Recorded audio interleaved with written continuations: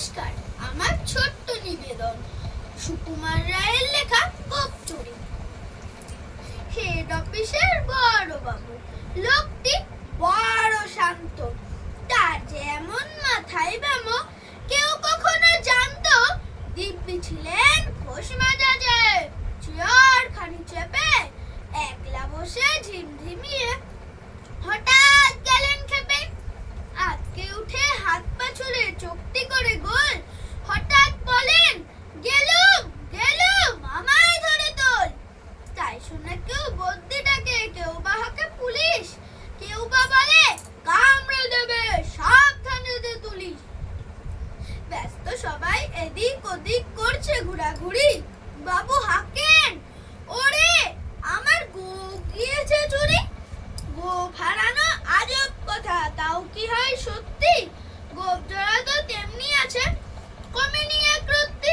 সবাই তারে বুঝিয়ে বলে সামনে ধরে আইনা, মোটেও গোপ আইনি চুরি, কখনো তা হয় না।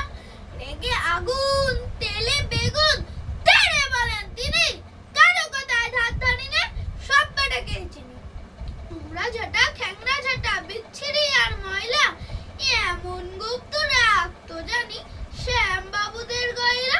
এ গোপ যদি আমার বলিস, করবো তোদের জবাই।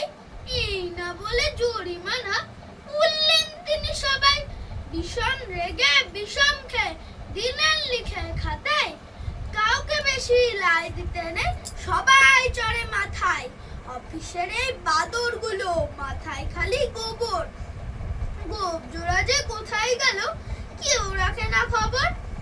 ইচ্ছে করে এই বেটাদের গোপ ধরে খুব নাচি, মূর্খগুলোর মুন্ডু ধরে কোদাল দিয়ে যাচ্ছি। গোপকে বলে তোমার আমার, গোপ কি কারোর কেনা? গোপের আমি গোপের তুমি, তাই দিয়ে যায় চেনা। নমস্কার।